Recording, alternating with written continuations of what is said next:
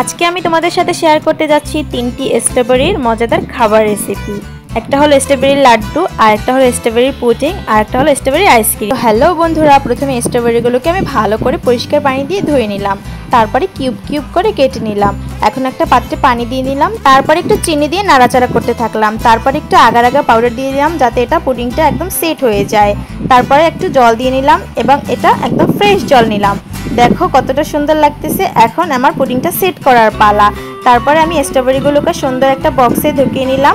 তারপরে এখানে সেই আগার আগা পাউডারের পানিটা দিয়ে নিলাম। তারপরে এটা আমি 2 ঘন্টার জন্য রেস্টে রেখে দিব। তারপরে হয়ে যাবে আমার মজাদার পুডিং। তারপরেই তোমরা দেখতে পাবে কত সুন্দর। এই দেখো কত সুন্দর হয়েছে। এখন এটা সার্ভ করার পালা। সুন্দর করে কেটে নিলাম, তারপরে তোমরা যাকে তাকে সার্ভ করতে পারবে। দেখো কতটা মজাদার হয়েছে। আমার কাছে এই পুডিংটা অনেক বেশি ভালো লাগে। তোমাদের কেমন লেগেছে কমেন্ট করে কিন্তু জানিয়ে যাবে। এবার তোমাদের সাথে শেয়ার করব স্ট্রবেরির লাড্ডু বা জেলি রেসিপি। তোমরা যে যেটা নাম দাও দিলেই দিতে পারো। এই রেসিপিটা এত মজাদার তোমরা না দেখলে একদম মিস করবে এবং তোমরা বাসায় তৈরি করে খাবে।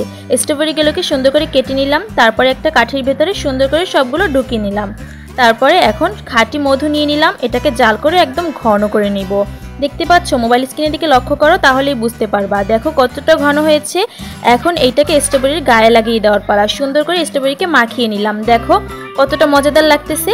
এখন এইটাকে আমি 1 ঘন্টার জন্য রেস্টে রেখে দেবো। পরেই কিন্তু হয়ে যাবে আমার স্ট্রবেরির লাড্ডু বা জেলি। তোমরা যে যেটা চাও বলতেই পারো। দেখো এখন কতটা মজাদার লাগতেছে। এটা খেতে এতটা সুস্বাদু ছিল যেটা তোমরা না খেলে কখনোই বুঝতে পারবে না। ভিডিওটা ভালো লাগলে কিন্তু লাইক কমেন্ট শেয়ার করে দিবে, সাবস্ক্রাইব করতে কিন্তু ভুলবে না।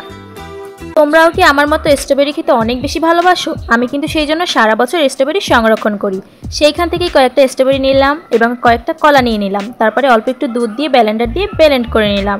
এখন এটা দিয়ে আমি একটা আইসক্রিম বানাবো, যেটা দেখলে তোমরাও অবাক হবে এবং খেতে কিন্তু অনেক মজা হয়।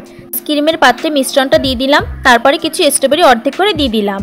এখন এটা ফ্রিজে রেখে দিব 3 ঘন্টার জন্য। 3 ঘন্টা পর ফিরে আসলাম। দেখো এখন কিন্তু অনেক সুন্দর হয়েছে, যেটা দেখতেও অনেক বেশি সুন্দর লাগতেছে এবং খেতে কিন্তু অনেক মজা। খুব সহজেই কিন্তু তোমরা এটা বাড়িতে বানিয়ে খেতে পারো এবং ফ্রেন্ডদের কাছেও শেয়ার করতে পারো। আর আমার ভিডিওগুলো ভালো লাগলে কিন্তু লাইক কমেন্ট শেয়ার করে দিবে, সাবস্ক্রাইব করতে ভুলবে না।